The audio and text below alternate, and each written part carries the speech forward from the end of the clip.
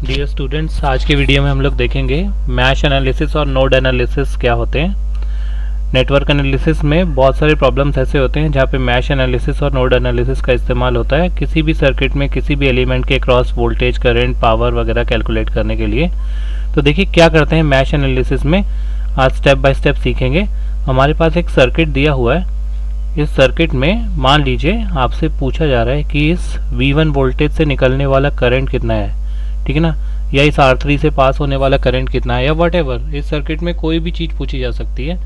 बहरहाल जितनी चीज़ें अभी आपको यहाँ सर्किट में लिखी हुई दिख रही है ना, ऐसा मान लेते हैं कि ये सब हमें गिवन है पहले से, और अब किसी भी एक एलिमेंट से करंट पूछा है या पावर पूछा है। तो लेट करंट पूछा है R1 से कितना पास हो रहा है, ठीक है ना, मैश एनालिसिस से। तो याद रखिएगा मैश एनालिसिस जो होता है ना, that is an application of KVL, ठीक है। ये एप्लीकेशन है KVL का, किरचॉफ्स वोल्टेज लॉ का, ठीक है। ये आपको याद रखना है। मतलब जब भी कोई प्रॉब्लम आपको मैश एनालिसिस से सॉल्व करने के लिए कहता है तो आपको KVL अप्लाई करना है उस प्रॉब्लम में, राइट।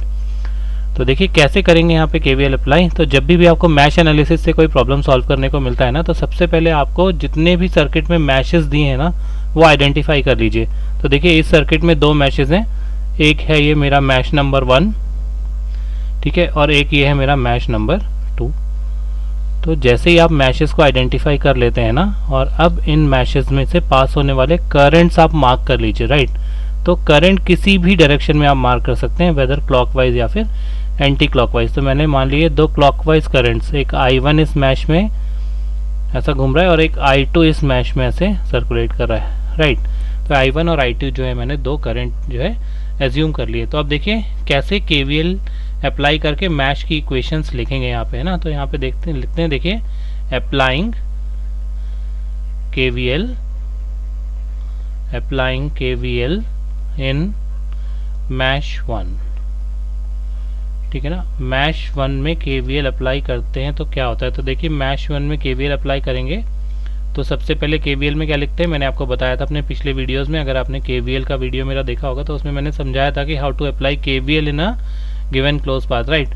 तो यहाँ पर देखिए सबसे पहले जितने भी ड्रॉप है ना, वो ड्रॉप सारे पॉजिटिव ले लेते हैं। तो देखिए यहाँ R1 जो आपका रेजिस्टेंस है ना, इसमें कितना ड्रॉप होगा। तो देखिए जो I1 करंट R1 से पास होगा तो ड्रॉप क्या करेगा, I1 इंटू R1।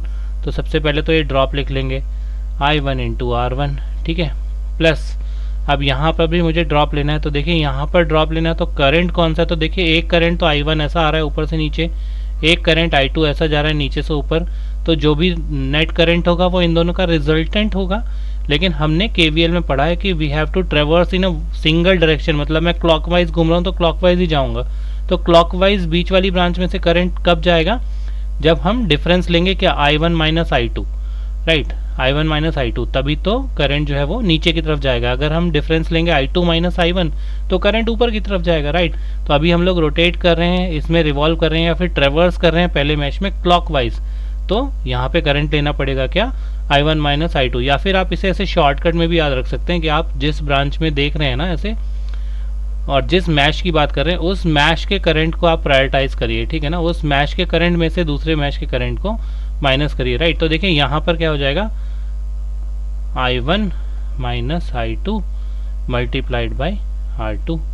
तो ये तो दोनों ड्रॉप हो गए पॉजिटिव। फिर मैंने आपसे बताया था कि वोल्टेज सोर्स को कैसे लिखते हैं। तो आपको बोला था करंट इस वोल्टेज सोर्स की जिस पोलैरिटी को पहले टच करता है ना, वो वाला साइन लगा के लिखिए। तो देखिए ये I1 करंट घूम कर आएगा ऐसे, और ये माइनस टर्मिनल को, नेगेटिव टर्मिनल को V1 के पहले टच कर रहा है। तो यहाँ पे लिखेंगे minus of V1, that is all equal to 0, ठीक है। ये 0 के बराबर। इसको और चाहे तो सिंप्लीफाई कर सकते हैं। तो देखिए ये हो जाएगा I1 R1 plus I1 R2 minus I2 R2 is equal to what, V1, ठीक है। और इससे हम लोग क्या लिख सकते हैं, देखिए I1 को कॉमन ले लेते हैं, ये हो जाएगा R1 plus R2 minus I2 R2 is equal to what, V1, ठीक है। ये हो गई आपकी एक इक्वेशन,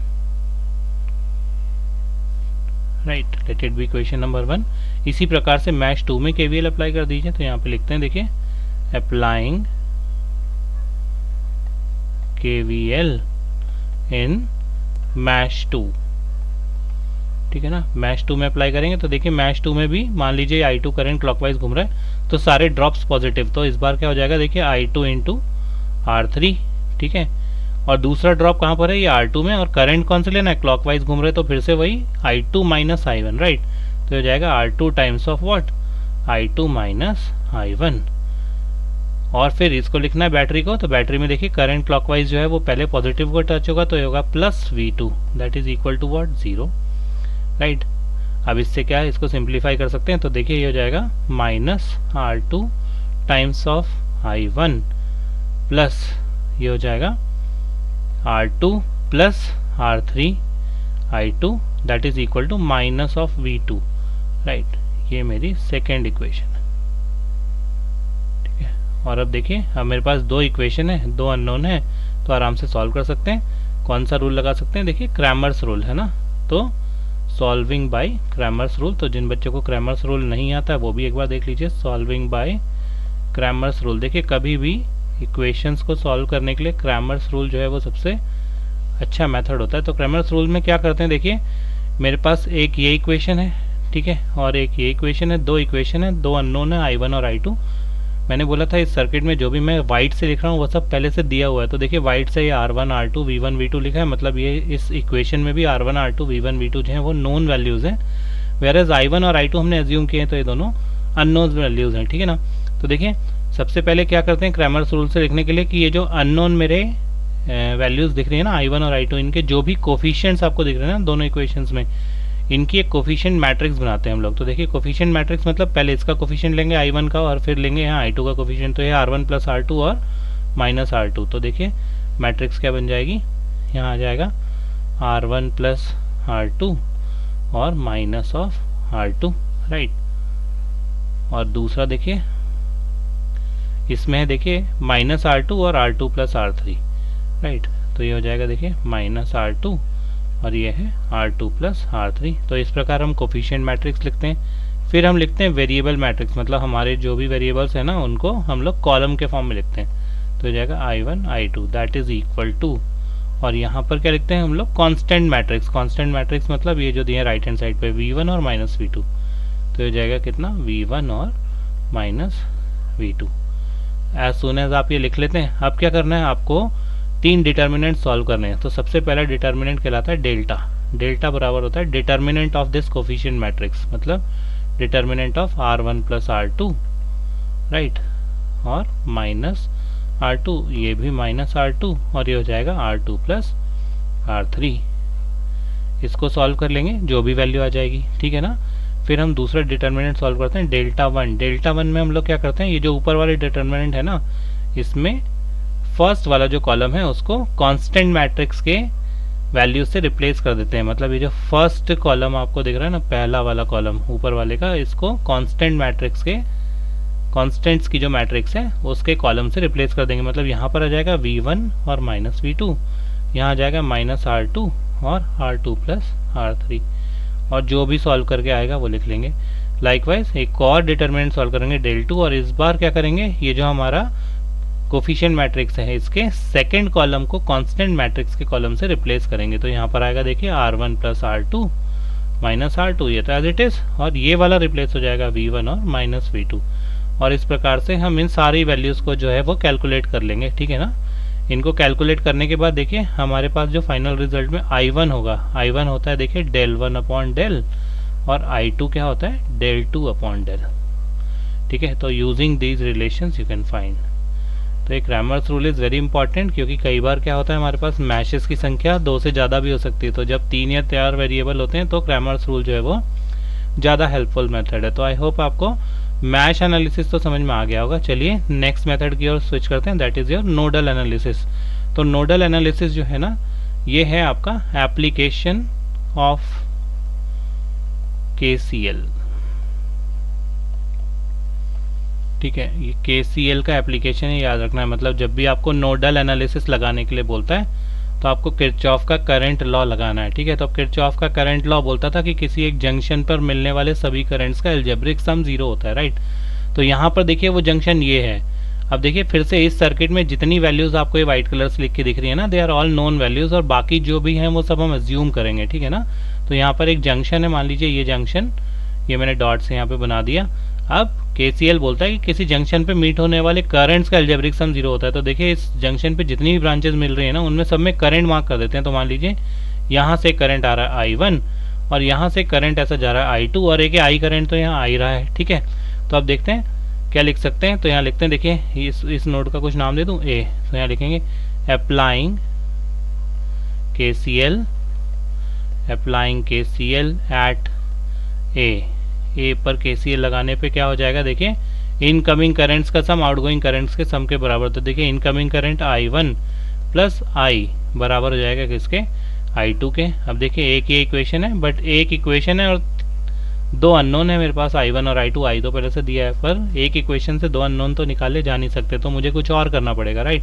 तो अब क्या करना पड़ेगा, तो देखिए जो पॉइंट ए आपने जंक्शन लिया ना, इसमें कुछ पोटेंशियल डिफरेंस या कुछ वोल्टेज V एज्यूम कर लेते हैं ना। Let V be the voltage at A, right. यहाँ पे लिख भी लेते हैं, let V be the voltage at junction A, ठीक है। तो आप देखिए अब मुझे करना क्या है, ये जो I1 करंट है और ये I2 करंट आपको दिए ना, बाकी I का वैल्यू तो पहले से गिवन है, राइट। I1 और I2 ये जो हमने एज्यूम करे ना, इनकी वैल्यू लिखनी है potential difference divided by resistance के फॉर्म में। तो देखिए सर्किट में I1 करंट जो है ना, वो V1 से स्टार्ट होके V तक जा रहा है ना, V1 से स्टार्ट होके V तक जा रहा है। मतलब ये R1 के अक्रॉस जो है ना, R1 के अक्रॉस पोटेंशियल डिफरेंस कितना है, V1 माइनस V, ठीक है।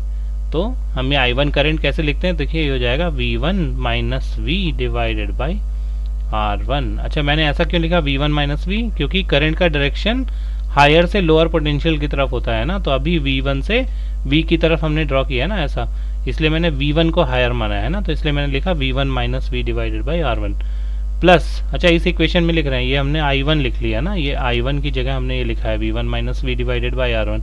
अब I तो ऑलरेडी दिया ही हुआ है, व्हाइट कलर से लिखा है सर्किट में, है ना, इज इक्वल टू I2 क्या हो जाएगा। अब देखिए I2 करंट जो है ना, वो V से जा रहा है V2 की तरफ, है ना। तो आप लिखोगे V minus V2 divided by R2, V minus V2 divided by R2, right.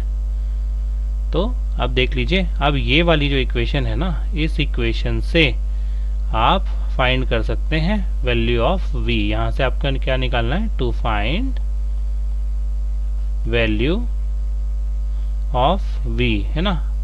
V निकाल लेंगे, क्योंकि बाकी सब कुछ तो क्या है, हमें गिवन है, as rest of the things are given, है ना, rest of the things are given, बाकी सब गिवन है ना,